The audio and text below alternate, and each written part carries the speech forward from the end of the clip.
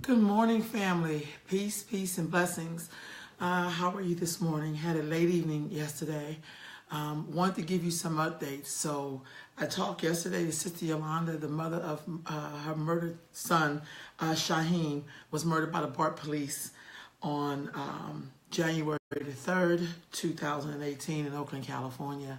Today they're going to be having a protest, and that will be at 10:30 today, the 13th. And the agenda is they want to charge in prosecution of the BART police officer, Joseph Mahu. And the speaker's going to start at 11 a.m. Press conference is at 12:30. And then they're going to do a protest routine where they basically are going to leave West Oakland BART station and walk around the BART station intersection about 4 times. They're going to do some things around that. And so last night I had a chance to sit with Oscar Grant's aunt and uncle, and I learned that it was almost exactly 10 years to Oscar Grant's murder by the BART police, and almost in the same style. So I want to give you that information before I start on the latest interview. I just think it's really important you all to go to this social media and share what's happening in our world, and don't wait for other people to make you value or to make you matter. You make yourself matter. That's just the way that works. But I just want to kind of give you some updates before I get into the interview with Brother David DeLuz. I was up this morning pretty early just thinking about a lot of things, but most importantly this morning I watched Rosewood.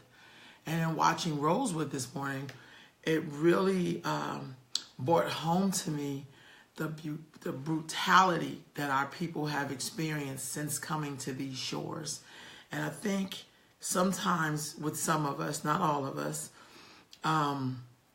we get so caught up in wanting to feel good. And I know we have this rich history, but I feel like if we don't recognize the people who have fought and died on this trail that we live in now, or this world we're in, people who laid their bodies down on the path, then we really can't appreciate any of the things that we have.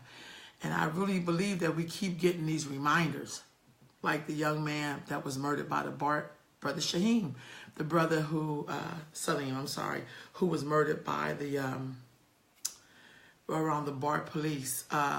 Brother David DeLuz, if you, let me see, I have to tell this brother to go to my Facebook, page.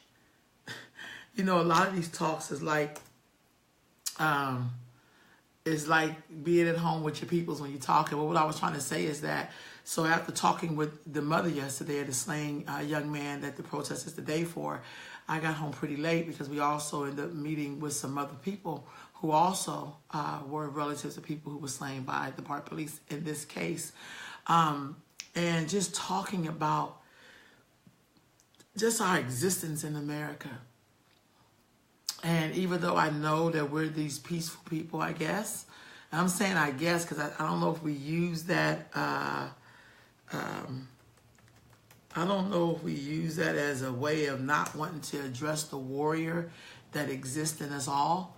And then somehow it's kind of like a bully picking on you, and you know if you let loose on this person, you may kill him. So we try to go to this peaceful place, but I'm convinced that there is a time where you have to defend yourself. And I don't know what else we need. I think when you keep going back through history, and I'm talking about African Americans who are descended of enslaved people that were brought here from Africa. I'm talking about those people in particular. Peace, Brother David DeLuz. If you hit that bottom, then you'll be on with me. It's a little green button at the bottom, and it lets me know that you're ready to come on. I feel like we have to look at a lot of different ways of solving this. I don't think it's all policy.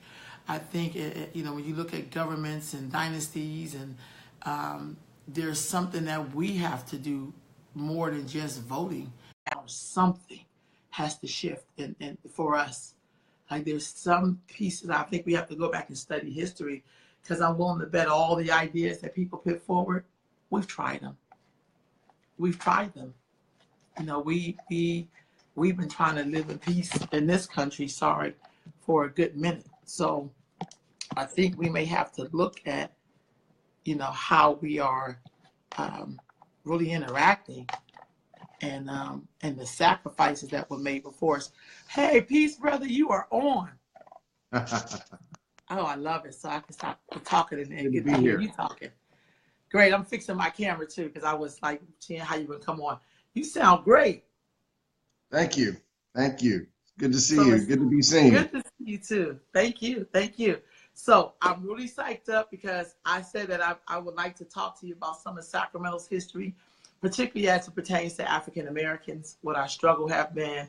We've done a lot of fantastic stuff in this city, but also how policy and education and what's going on with us in those two areas, because those are areas we know we need to focus on in our own community. So first of all, give me a little bit of your background, where you grew up, where you went to school. Okay. I'm originally from Richmond, California, born and raised. Left there in 1987 to go to college. I went to Cal Poly San Luis Obispo, was there for 5 years. Ended up coming to Sacramento. My brother had graduated from, my twin brother, Craig, graduated from Chico State. And then he moved down here and I missed him. So I was like, hey, let me go ahead and move to Sacramento and see what's going on there. And so we ended up moving in together and coming to hang out. And I've been here pretty much ever since. I spent 3, almost 4 years in graduate school in Southern California, but still came back and got married and had a family. And I've been here in Sacramento. God, it's over 30 years now. It's almost 30 years. Yeah. I've been here almost 30 years. It's a long time. What makes you stay in Sacramento? I mean, what is it about Sacramento? I know your brother's here. You know what? I'm going to say this: for all the challenges that are here, Sacramento is still a place where the quote unquote American dream is still possible. I mean, it's affordable. The schools, even with the challenges that we have in schools for our folks, I think the schools are still pretty good. I think the neighborhoods are still pretty good. You can afford to buy a home. I know it's getting a lot more difficult to do that, but the opportunity or the dream of owning a home is still within reach for a lot of folks. It is getting more difficult, but I stayed here in Sacramento because when I've traveled all across the United States, what I found is that the mix of people, opportunity, and affordability is like nothing else here in Sacramento. So when you decided to stay, you finished school, what was your first job after you finished college, and what did you do here in Sacramento? My first job here in Sacramento was doing voter registration. I worked for Sam Pinnell, his campaign, and we did a bunch of voter registration drives. So we got $1 a signature. Now it's something like $4 a signature. But literally, we got $1 a signature. And believe it or not, Craig DeLuz was out there doing voter registration with me and Sam Pinnell, and helping to get his campaign off the ground. And it was just a lot of fun, a lot of hard work, a lot of long days. But I got introduced to activism through Sam Pinnell and Joe Debs. Joe Debs, I still count Joe Debs as a big brother, a mentor, and a friend. Lauren Hammond was out there doing work, making sure that Sam got elected. Nadra Wilson, Robert Purnell. I mean, lots of cats were out there, doing it, trying to empower our folks to make sure that we had an opportunity to have someone sit on the city council. That was when it was right after they combined Meadowview, because remember back in the 80s, Meadowview had been split in half. so that Terry Castanis and other members of the city council would have a strong Democratic base so they could control the city council. And then in the 1991 redistricting, the folks in the community got together and really made a push to make sure that we united Meadowview in one city council district so that African Americans could actually elect the candidate of their choice. And they were successful. We ended up electing Sam Pennell. Mm, mm. So it's interesting that you're talking about that now. Meadowview, to me, seemed like one of the most underserved communities. And I'm not talking about like Valley High or even Oak Park, or I always say Oak Park and Del Paso Heights have roots.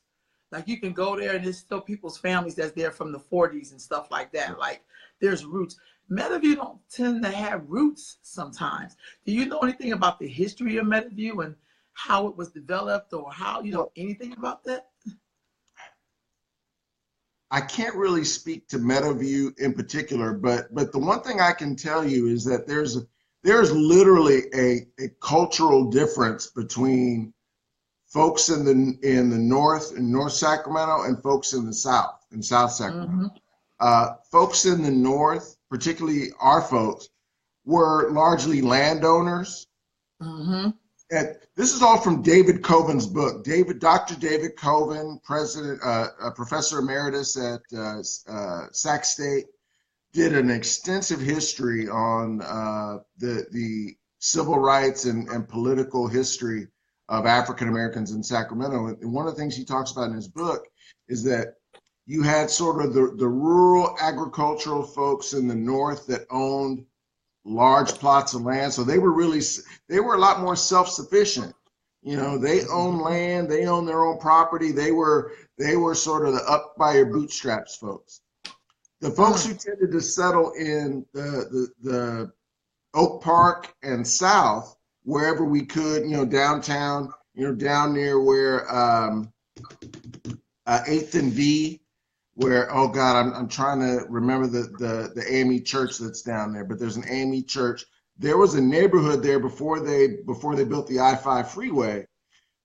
African American and Chinese and Japanese, that was a stronghold of our community going into Oak Park. Those were mostly your professional and blue collar folks that worked for someone and had jobs. And so you had just two different cultures. In the north, self-sufficient, independent, on our own landowners, and in the south, it was mostly folks that rented or worked for somebody or had a job rather than a farm or something like that. There was a strong professional class. Don't get me wrong.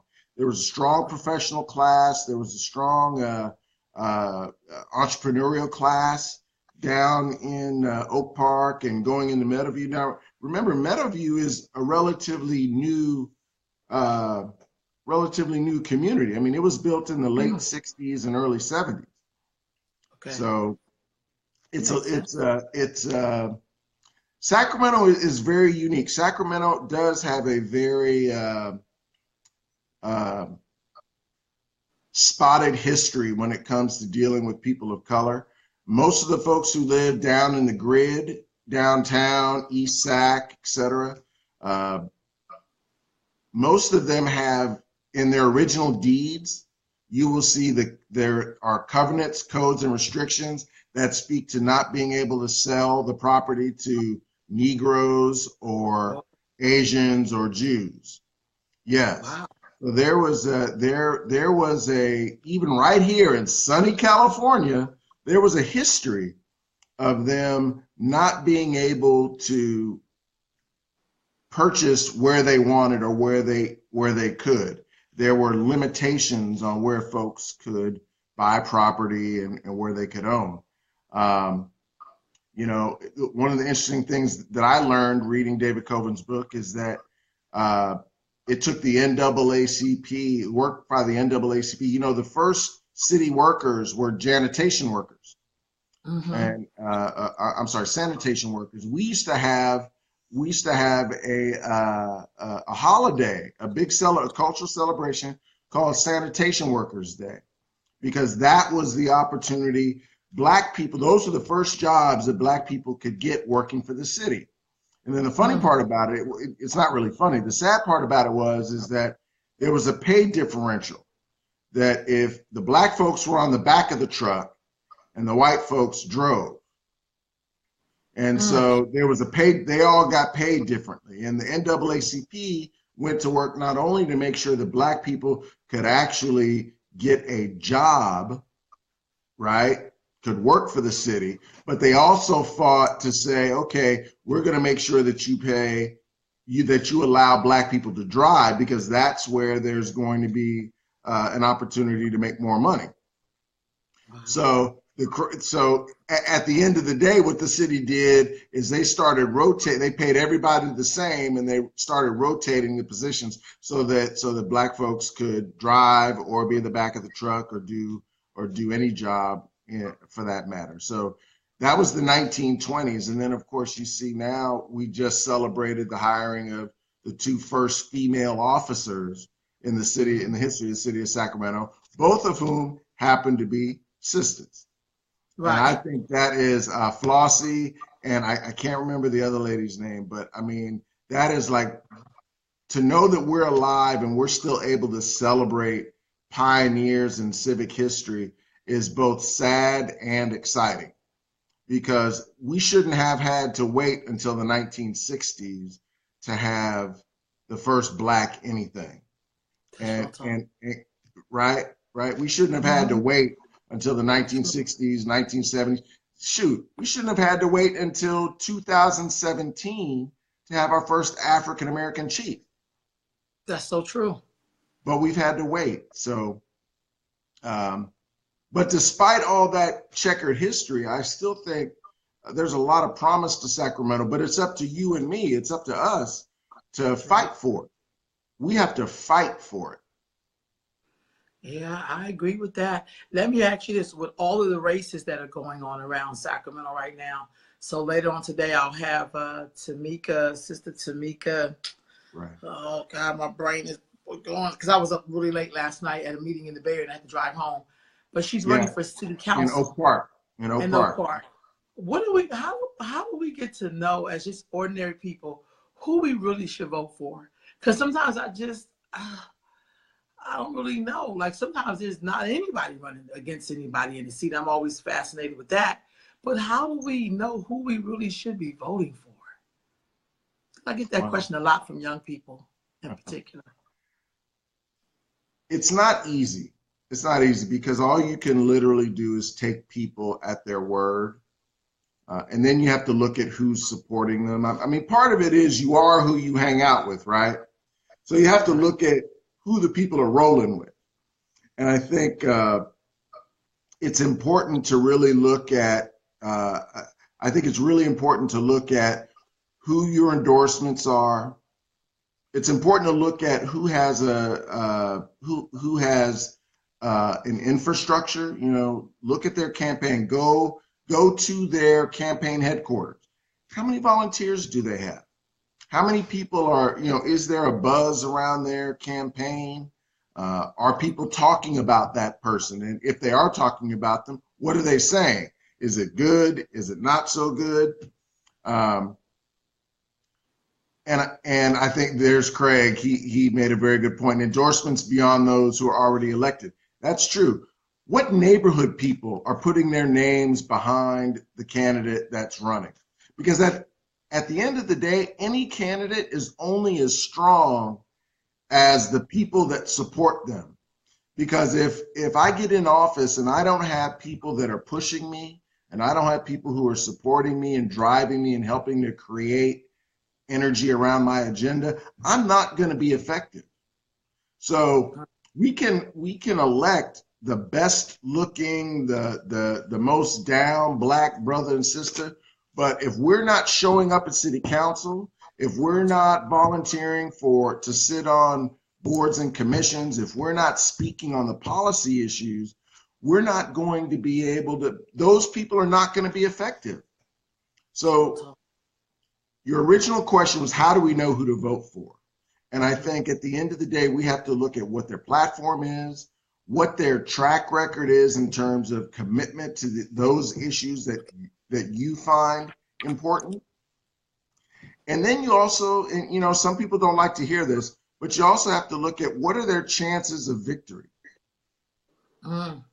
You have to look at what their chances of victory are, and sometimes you get good candidates, and a good candidate can make up for a lot in terms of money, in terms of energy and endorsements, but at the end of the day, you have to look at whether or not the person can actually win, and it's really tough. I mean, Sam Pinnell ran 3 times before he got elected.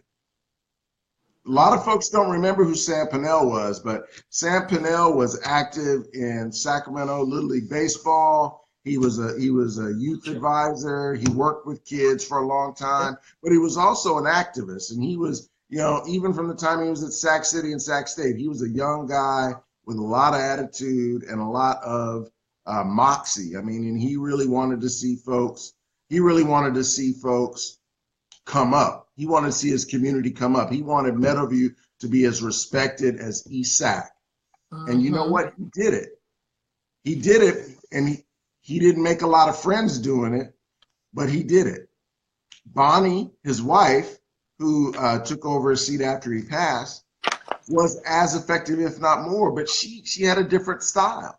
Bonnie was a lot more collaborative. She had just as much bite, but she was a fighter for her district and for her folks too. But it's still one of those things where you kind of, it's all a crapshoot, because it's about whether or not people are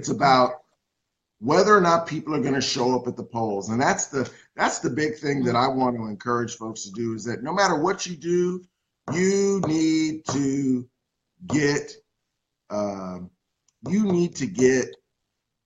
to the polls, because you know what, in these off elections, in these off year elections like 2018, your vote is actually worth more than one vote, because if other folks are going to turn out, you know, at 50% or less, at 29%, that means that your vote could count for 1, 2, sometimes even 3 other people's votes, because the other folks aren't turning out. So, you know, we have to take the opportunity to get involved in what we have to do. And yes, I see you, Twalia. I know we don't have a supermarket in Meadowview, and we need to make that happen. Now, you know, we had one there for a minute, and I don't know why it didn't stay, but we've got to make sure that we articulate what our needs are, and we're very clear about that. And we have to be ready to hold all of our elected officials accountable, especially ones that look like us, or those who say that they support us. They have to show it, not just in doing proclamations and showing up at a barbecue cookout, but they need to show it through their policy priorities and what they put, when they put themselves on the line, they need to put themselves on the line for our issues. So what's the name of Dr. Colvin's book? Do you remember the name of his book?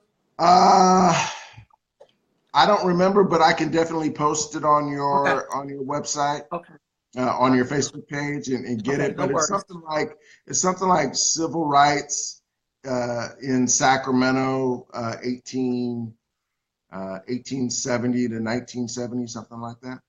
Okay. The other thing is, so the sister said there's no supermarket in Meadowview, but the Latinos have a supermarket, because I shop in there all the time, and the Asians have like 5 supermarkets. I mean, I don't really understand when people say we don't have a supermarket in Meadowview when other cultures have their supermarkets. And it's not a small little hole in the wall. Like that Mia Rancho is big. I mean, it's next door to my office. So I don't know. What do we mean by that? And that is Meadowview. Mia Rancho is right in smack. I grew up in Meadowview. It's smack dab in the middle of Meadowview. Where do people buy their groceries in Meadowview? It used to be Jumbo's back in the day. Sorry. Where is where do people buy their groceries in Meadowview? Twalia, where do people buy groceries in Meadowview? How far do you have to go? And that's a very good question, because I'm not sure exactly where people have to go to buy groceries, but I know that it shouldn't be more than a 5-minute car ride to go get some food. I mean, look, we fought forever. Well, it depends. Let me just say this, Dave, because I see her reply. It depends. So if you're talking about Greenhaven and you shopping at the Nugget, that's kind of expensive for some people. I shop at the Nugget because I can afford to. But I know when I was growing up, my mother could not afford to shop at a place like the Nugget because she had 5 children. So I know we have Winco. I know we have some things. Now, if you're talking about a quality, like organic, and then say that, because there's some differences. I know some people who will not shop at the Nugget. I shop at the Nugget because I like good quality food. Right. I'm just saying. So am I still really connected? Tricky. Am I still connected? Yes, you are. Okay. Yes, you are. Okay. You're still connected. Good. Okay. Yeah, man. Now you're getting to the nitty gritty of why being involved in politics and policy is so important, because it comes down to being able to have services, being able to have services available to you. When you need to be able to say that my elected official is delivering services and convenience to me. I shouldn't have to go to Mack Road. If I'm in Meadowview, I shouldn't have to go to Mack Road to buy my groceries. I shouldn't have to go to the Nugget in Greenhaven to buy groceries. I should be able to be right there. Now the question is there an entrepreneur or someone who could open up a grocery store? And what kind of help can the city and county provide to create thank you, Rolanda, you posted the book? No, I was going to post it later. I'm looking for it right now. I'm talking to you. Okay. We have to be able to marry our entrepreneurial spirit and capacity with people who can deliver on policy. So, and that's where I think we sometimes don't miss the boat. But look, we've got an African American city council member in Greenhaven Pocket, and we've got an African American council member in Meadowview, and I'm not sure why we're still having these issues. But here's the question I would bring to the folks of Meadowview. Have you called a town hall with Larry Carr to sit down and share with him what your concerns are, what your needs are? Have you had that conversation with Councilman Carr? Have you had a joint conversation with both Council Member Jennings and Carr to find out and talk about what can we do about creating an opportunity for us to have our own grocery store right here in Meadowview? What do we have to do that? And I think you'd be surprised at the response that you might get, but the people have to take it in an orderly fashion to their council members. They have the right to call a meeting in the community and demand that their council members be there, and you take the agenda. That's what Larry Carr used to do. That's what Rick Jennings used to do. That's what Sam Pennell used to do. They would host community meetings, call their elected officials to the front, and have them answer or have them listen to the concerns and demands of the community, and then hold them accountable for finding a solution. That's what a council member is supposed to be. That's what a council member is supposed to do. And so and quite frankly, call your county board of supervisor, get your supervisor there, because there are funds in the county that can help, bring these sorts of resources into the community. But the community has to prioritize it, and the community has to be willing to actually stand behind what they're asking for. We can I do agree it. with you. Yeah. We do a great job when it comes to, I think police brutality and things like that. But when it comes to other stuff like grocery stores and parks and libraries and after school programs, I don't think we do it as well. And our people deserve that stuff as much as anyone else does. I agree. We just have to demand it. We have to demand it. I agree. Now, interesting that you said that. Sometimes it feels like that there's a section of us as a people who are on it, who's reaped the benefits, then it seems like there's a larger section who have no clue about all the stuff you just said in terms of how it works. You know what I'm saying? Like they haven't been involved in activities or growing up, going to marches or, you know what I mean? Like it seems like there's a big disconnect. And I want to say that disconnect, this is for me, I'm constantly talking about the crack era because now we're in post-crack era. So a lot of young people don't even know what really happened. Like they don't know what it was like when we did not have and could not do. You know what I'm saying? How do we galvanize those folks to be like, we're supposed to be out in the street doing something? You know what I'm saying? Like it's not you just don't have an entitlement. Like you have to work for that. Mm-hmm. It seemed like something for us got lost somewhere. I don't think it's that it got lost. I think the energy has gone other places and we do it a little differently. We now have social media that allows us to express our rage individually.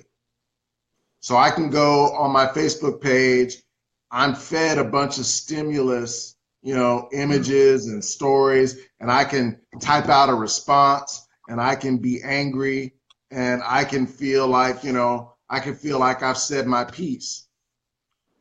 When in the 80s, when crack was going on and we had the battle ram in the neighborhood and we were occupied in our communities, we didn't have any social outlets. We didn't have any place else to express our rage. So we took it to the streets. And so now I think we need to find a way to use social media. And quite frankly, I think Black Lives Matter and what the folks out in Ferguson did to mobilize the whole entire world around the issue of police brutality is an example of what we need to do. We need to utilize social media to bring people together in an orderly way to talk about it, not to express our rage, but not only that, but to really speak about and articulate what we need from our government and what we need for our community in order for us to be made whole. And right now, the frustrating part for me is that we know that we're not being given the opportunity to have everything that we need. And part of that is on us. We need to marshal our resources, support our existing institutions that are in our communities that are trying to do work for us. The NAACP, everyone talks about how the NAACP is tired and doesn't want to do anything. Well, guess what? The NAACP is tired because it's the same people who are 50, 60, 70 years old trying to fight for you and me. We need young people need to be in that organization. Young people need to be there and support that institution. If one thing people don't understand about the NAACP, for instance, is that that's all volunteer. There's nobody working in that organization, right? They do it after work. They do it when they get off. Many of those people that volunteer in the NAACP are living paycheck to paycheck or hand to mouth. And they need help and the support of the community. And guess what? Those people will die for Black folks. It gives them the opportunity. It gives them the opportunity to lead and to provide a service to the community. But we don't support our organization. There are tens of thousands of Black folks in Sacramento. There's about 40,000 Black people in Sacramento. We have maybe 400, 500, 600 members in the NAACP. That's a shame. If we could bring our forces together, get our people to support our organizations, guess what? People would have to respond to us. People would have to listen to our stuff. But as long as we stay fragmented, as long as we stay separated and, keep living the crabs in a barrel mentality, we're going to get laughed at. We're going to be dismissed because people don't have to take us seriously. Now, that's where I think I have a lot of respect for the local chapter of Black Lives Matter. I don't agree with everything that they do. I don't agree with some of the battles that they take, but they are committed. They are committed. They are energetic. They are out there and they are standing up for you and me. Do I like how they do it? Not all the time. But they're out there getting people to react and listen. And that's half the battle. That is half the battle. And so I have a lot of respect for all of the activists in the Black Lives Matter movement that are out there doing the work. But there are other organizations and other people that can really do just as good of a job. But they're old and there's no energy behind the NAACP. So, but Betty Williams is out there doing the work, but she's one soldier and she's got maybe 200 or 300 now, she's got maybe 200 or 300 folks behind her. But imagine if she had 20,000 people behind her. There's 20,000, there's easily 20 to 40,000 Black folks. I agree. In Sacramento, easy, probably close to 60,000. I agree. And if we could get all of them to participate in a single organization, we could definitely make some changes here in Sacramento. But folks have to get behind them. So here's the thing: you just said something. So you talked about Black Lives Matter, and you talked about the NAACP. Sometimes it just seems like we don't know how to honor tradition and also bring in new forms of tradition. And it's get like, out my head. I keep saying get out my head. Not monolithic, because we're not monolithic. Like we're not gonna all believe the same. We're not gonna cook our greens the same. Some of us don't even eat some of the food we think Black people eat. So I feel like we're always in this struggle to how do we honor, because in other cultures, they always honor the elders and people who paved the way. And I mean, look at this. When you go to Washington, D.C. and you see all of those statues, that's them honoring the people who built this country on the backs of our ancestors. Right. So it's kind of like with us, it's always this struggle to like, this is the organization. It's like, hey, somebody may be really good at, somebody explain to me what Black Lives Matter, because I feel like when I roll up in the place, I'm always giving thanks and gratitude to the people who I never met who paved the way for me to even stand here and do whatever I'm going to do. I feel like sometimes if somebody's job is to bring the forks, don't ask them to bring nothing else. They're really good at bringing forks. Don't ask them to bring plates. Don't ask them to bring condiments. They bring forks. And I feel like we haven't figured out like how to, like, this person's going to work on police brutality, but this person's going to work on, just regular violence. I mean, it's okay to break it up. That's how you get the job done. That's what our enemy does when they go to battle on us. They don't be like, well, we should all be, I hate to say it like this. When you think of white supremacists, they have many different factions of white supremacy. Right. But they know how to come together when you show up. And they could have just been fighting in the back room before you got there. That's right. That's right. How do we do that? How do you propose that we bring that old and young and how do we do that? We just had Dr. King Day. It's like, I like that people are doing his holiday a little differently than just marching. Marching is nice, but it's like, I think if he was here, he would be doing more than just marching. It's okay to do a little symbolic march, but then get to work in and volunteer. Like when Obama was saying, go volunteer. People were falling out. I marched. My mama marched. It's like, wait a minute. He's saying go do some work on that day. That's in the spirit of what he was trying to do. How do you propose we do that, dear brother? That's big. That's if big. I I had, appreciate your mind. if I had that recipe, if I had that secret sauce, girl, I'd be rolling in it. You know, I think that's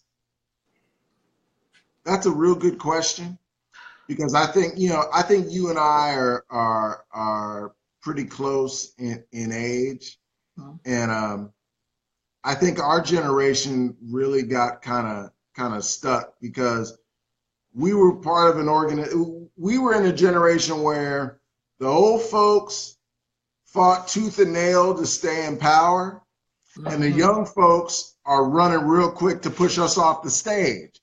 Right.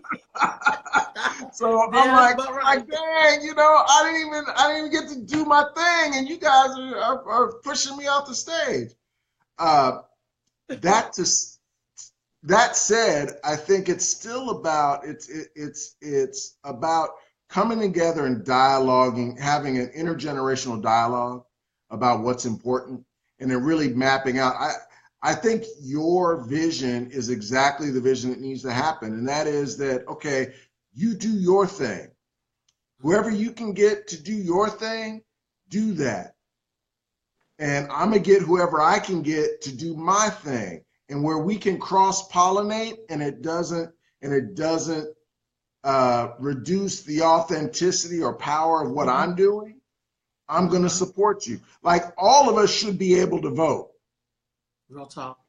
Whether it's Black Lives Matter, or whether it's the Roberts Family Development Center, or whether it's the NAACP or the Urban League, we all should, or the Boule, we all should be able to vote, and we all should be voting.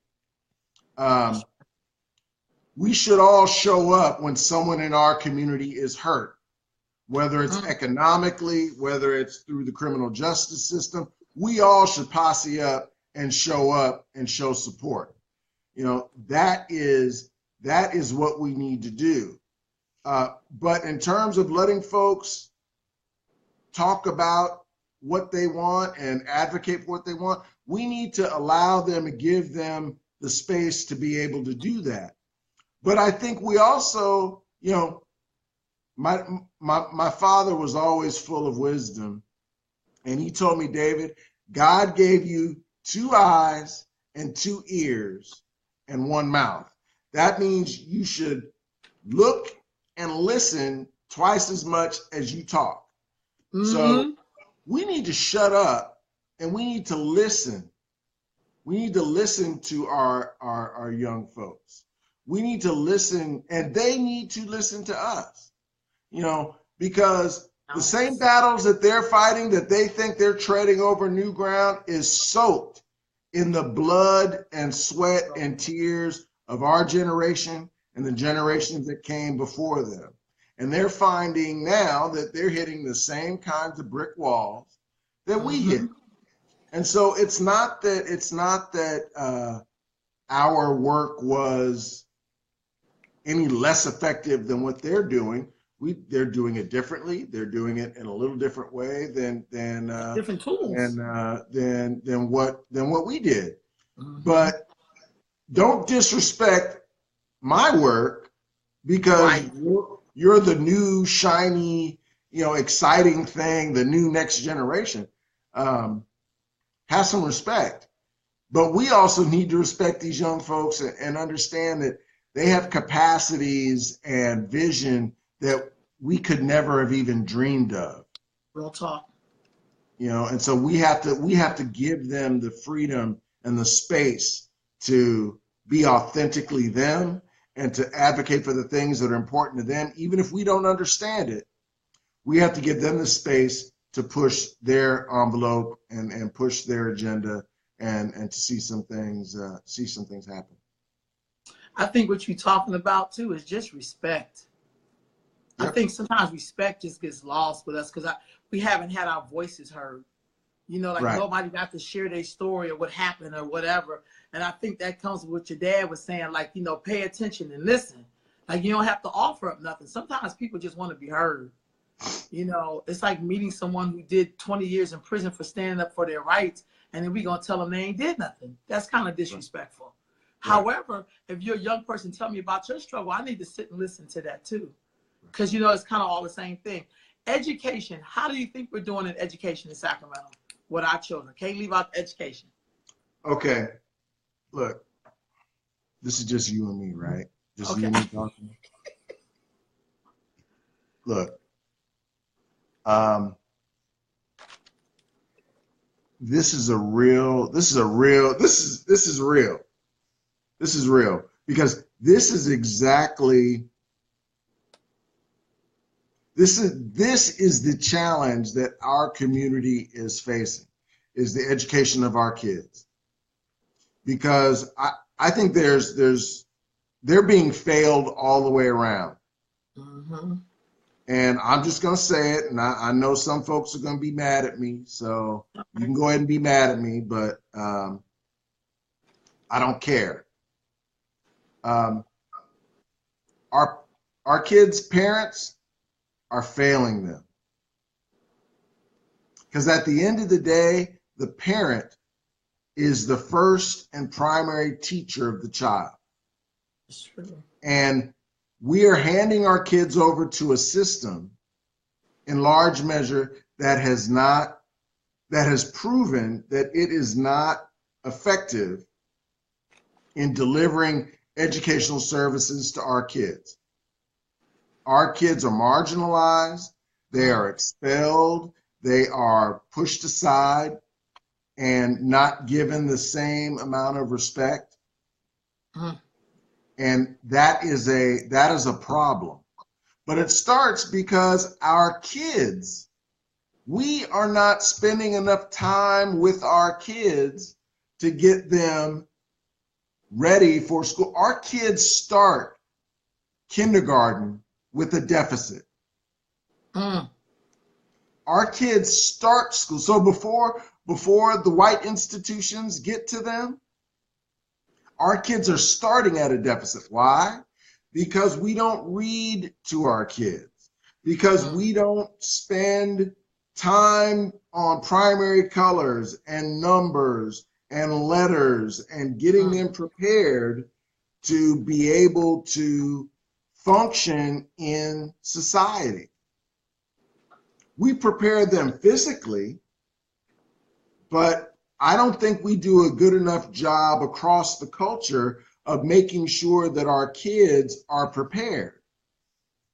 And I think the system itself does very little to combat that. Now, some of that's not the system's fault. I mean, literally, our schools are underfunded by about 30 to 40% because we have a lot of kids that have a lot of deficits. 58% of our kids are low income. 58% of all California students. So we're talking almost 4 million kids are low income, which means they're lacking some sort of basic services at home, right? 21% of California students are English language learners. So we have 1.2 million kids that are English language learners. We don't have the money to provide the social services our kids need, to provide them with the social safety net resources that our kids need so that they can go to school prepared. So our kids, you know, whereas kids that are more financially well off, they start school with a breakfast, they get a ride to school, they have a lunch in their backpack, they know what they're going to do after school, they've got some structure around them. There's a lot of kids that go to school, didn't eat anything since the night before. They go to school on a glass of water and a piece of bread. They sit in class and we're supposed to expect them to be able to focus and their stomach is rubbing their backbone, as my parents used to say. And then when they leave school, many of them have to pass through real dangerous communities that are dangerous to them because there's a lot of forces out there that are not necessarily looking out for the best interests of our kids. And so they get out in the community and they're beset by drugs and crime and gangs and and just a bad situation. And then they go home, there's no access to the internet, or the only access to internet is on their phone, which they can't necessarily do their homework on. They don't have any space for themselves to study or read, or there's no real parental guidance to say, hey, you need to do your studies before you go play video games, or, so I think the system all around is failing our young kids. And I think we do a disservice just by blaming the schools, because the schools are made for the average kid. They're not made for the Black kid. Does that make sense? Yeah, that makes a lot of sense. We can't expect our schools to serve the needs of our kids, because the schools are made to serve the average child, and the average kid is not Black. So we have to create an institution where our kids can go and get served. Does that mean private school? Does that mean charter schools? I don't know. I don't think every Black child can go to a charter school. I don't think that's even feasible. But my dream has always been to create a Saturday school. Create a Malcolm X, Marcus Garvey Saturday school where we can learn cultural things, we can learn values, and we can learn life tips, and we can impart that wisdom to our young people so that they're going and they're able to learn from adults and have mentors and be able to catch up academically and even excel academically. Because my ideal of a Saturday school would be to create an institution that drove our kids to excellence, and regardless of whatever tip the school is on, our kids are pushed towards excellence and learning in ways that are going to make them excel in the normal classroom. Let me tell you something. You got a lot of great responses. I mean, conversations on this thing of education. Yeah. And I just noticed when accountability come up, it pushes a button in some of us. See, I've learned to say with Black folks some, because all of us are not having the same experience. I have to tell it to people. So I know when people talk about what parents can't do, my mother didn't even graduate from high school. All of her children are successful. My mother really, you're not going to tell her that she don't have the right of a parent to do something. When a lot of parents, was out on crack. My mother didn't smoke, didn't drink. She was married to my dad, even when he wasn't married to her, doing his own thing. She set some really high standards, because what she knew was the greatest power she had was how she treated us. That's what I learned from my mom. So you really don't need all this other stuff. You really don't need the internet. You really don't. What you need is to spend quality time with your children. Because sometimes I think we take our own personal needs and we don't want to admit that we're pitting them over our children. Say and then that. We'll make other people responsible. And then it's Say that, you girl. stop. But I've seen that. Because I always think about communities that don't have as much access, but their kids come here and do well. Right. Like the Hmong community. Not saying that they don't mean that they're perfect. Because people like to throw that perfect word up. This is not about being perfect. They don't come from a written language. But when you look at the charts, a lot of them are doing even better than we are. And we've been here for over 400 years. So I'm just saying, y'all, accountability is healthy. I learned that lesson from my mother. It's healthy. It makes you a better person. You have said nothing but a thing. And quite frankly, that's exactly it. We spent a lot of time going up to the school and fighting the administration rather than finding out, what do I need to do to get my kid through this challenge? And we have to do that. Now, look, there's a lot to be fixed in the schools. I agree. There's a lot to be fixed in the schools, but I'm going to tell you what, and I see you, Rose. Yes, we will talk about that. I'm looking forward to it. there's a lot more that needs to be fixed in our communities and in our homes. And I realize that a lot of that is resting on the mothers. So I'm going to say this to all you brothers out there. Look, if you have kids, you need to spend some time with them. You need to read to them, and you need to push them, give them assignments to do something for you that's academic, that's going to stimulate their mind and their curiosity. Because at the end of the day, the only legacy that we can really leave our kids is that accountability, those messages, and whatever you teach them. That's our true legacy that we leave our kids. You know, it's not the, you know, couple $100 in a life insurance policy or the trinkets that we leave them. It's what life lessons are we teaching our kids, and what values are we teaching them? And you know, I'm not saying that I'm not saying that it's all the parents' fault. Get you. Because it isn't. But we definitely have a lot of room for improvement, and we can do some things that actually can make it better for our kids. And I really want to see us do everything we can to change and make sure that our kids have what they need to be successful.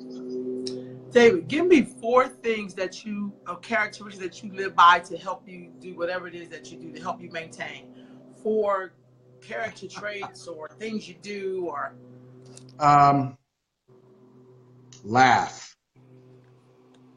One of the my wife Denise, God bless her, she's managed to put up with me for 19 years being married. It'll be 19 years in July. But one of the ways that we've made it through to 19 or on the verge of 19 is that we try to laugh a lot at each other and with each other. And I think laughter really is the best medicine, and it gets us to that place where we realize that not everything is as serious as we might otherwise could make it. And that, you know, life really isn't about us, but it's about him and what he wants us to do. I'd say my faith in believing in something larger than myself really helps, because it keeps me humble. And my faith in my Lord and Savior Jesus Christ helps to keep me grounded and it helps to keep me focused on how I interact with the world and what I'm leaving as my legacy. I think trying to live a life of servant leadership, being available to my fellow man, and trying to serve and find a place to serve helps. And I guess the 4th one is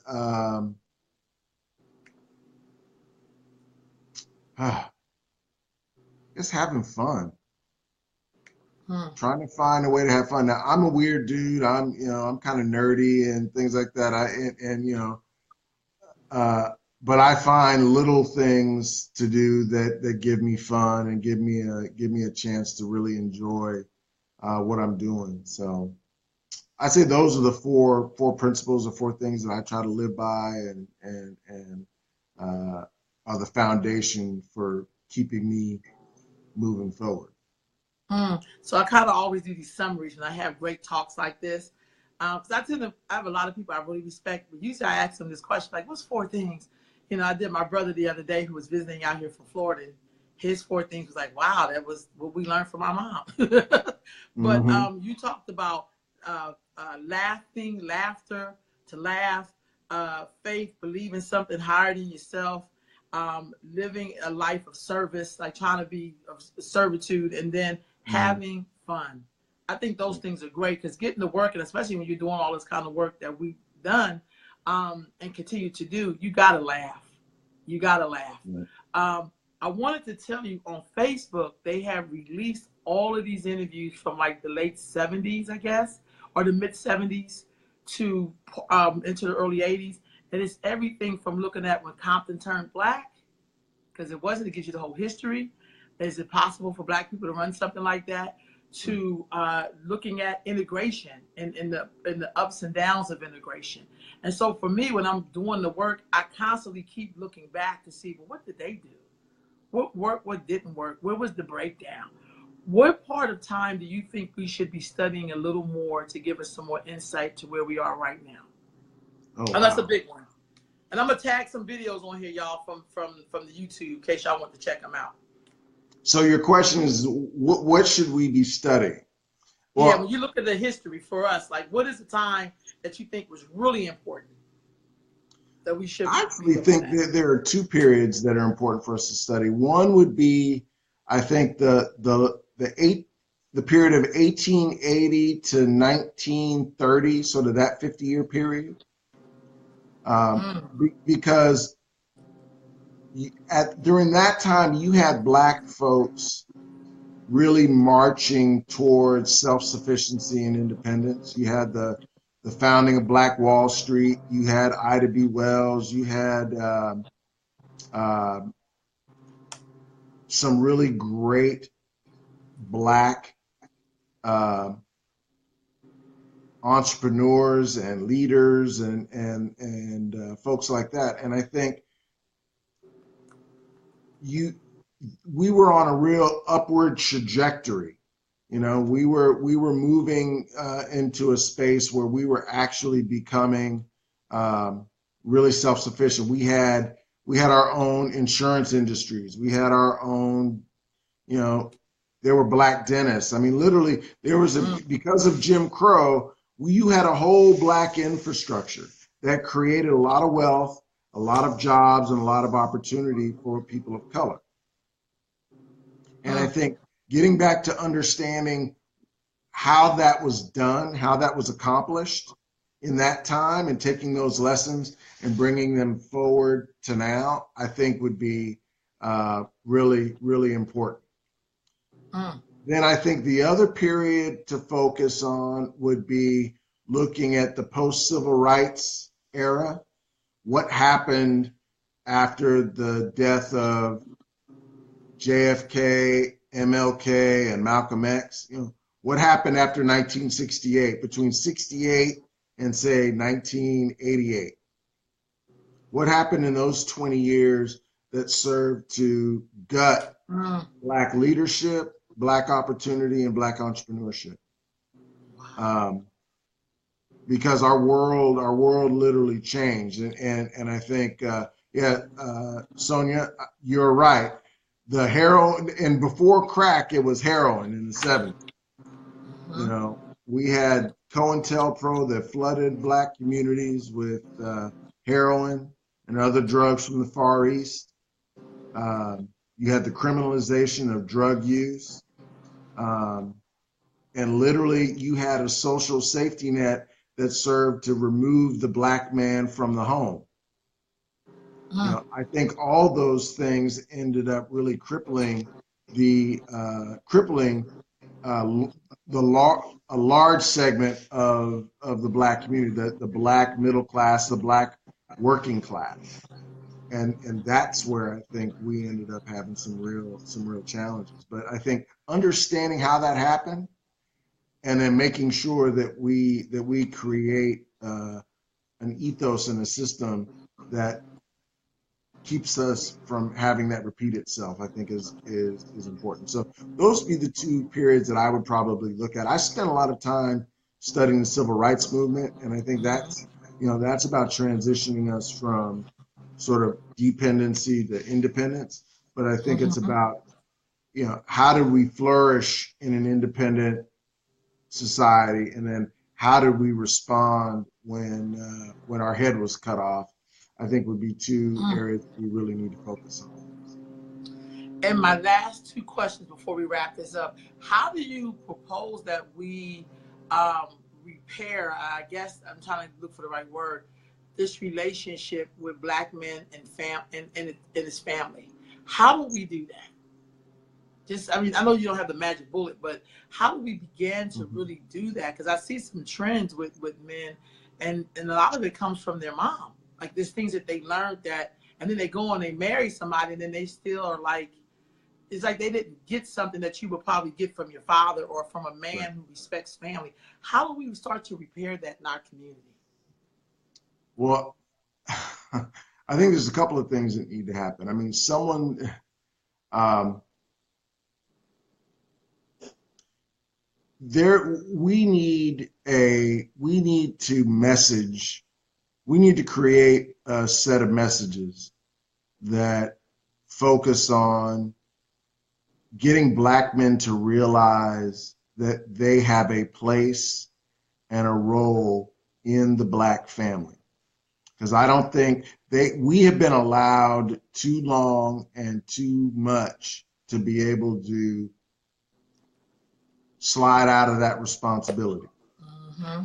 But it also needs to, I also think we need to figure out how do we repair the love breach between a Black man and a Black woman.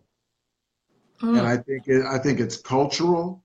I think it's there's cultural messages that need to be developed. I think there are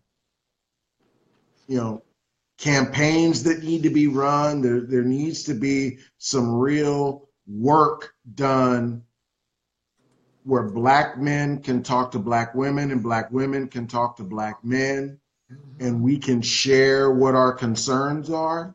But at the end of the day, there needs to be a set of expectations about, I know that you may not be able to provide financially, but I need you here to love your child. I need you here because you have a role and a place. It may not be as the head of household, but there's a role for the Black man. Now, I come from a Christian tradition, and in my house, I am the priest and the king of my home. I feel that. I am the head of my household. But as my brother Craig likes to say, I may be the head, but my wife is the neck. My mom used to say that. My wife is the neck, and that determines where my focus is. Real talk. And in my faith tradition, it says that the man shall love his wife like Christ so loved the church. Christ died for the church. And it says, likewise, the woman shall love her husband.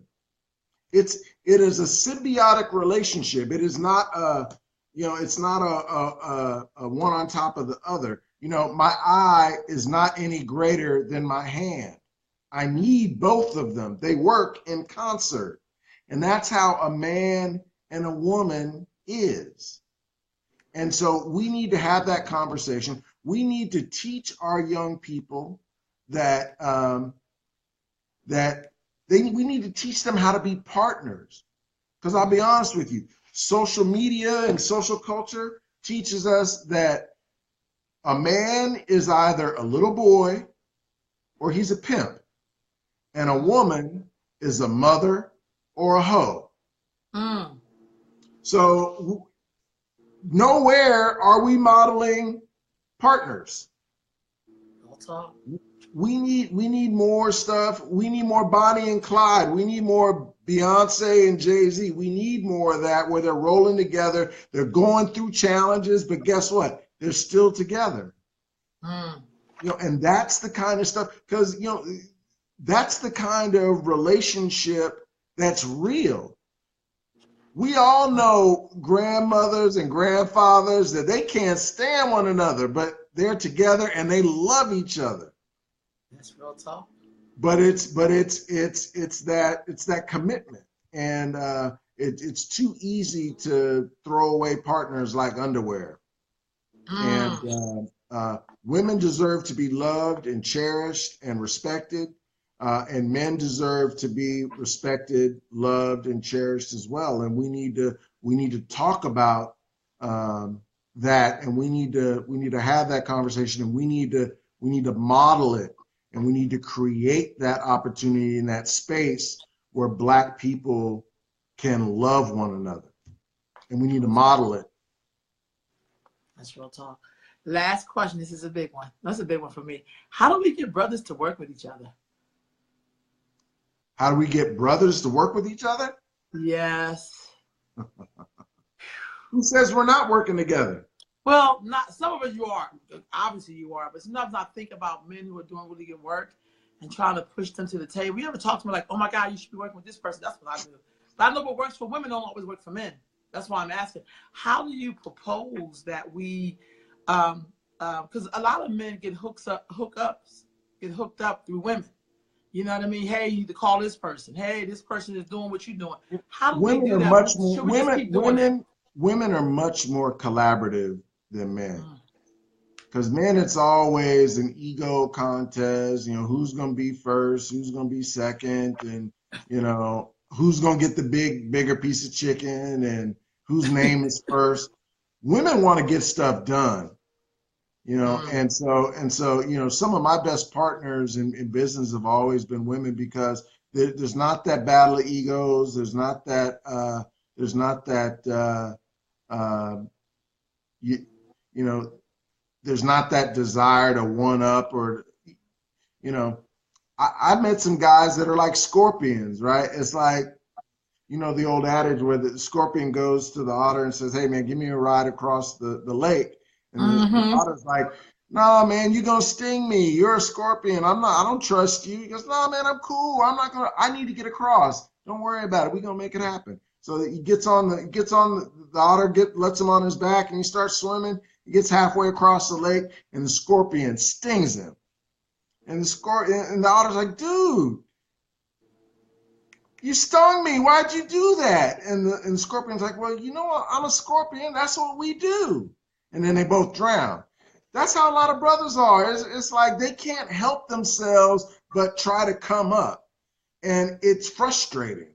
And it's about, you know, getting the job done, doing it right, and getting a second opportunity, a bigger opportunity to make things happen. But we're so thirsty and hungry that we want to try to, you know, supplant my brother and his laudable undertakings instead of supporting him.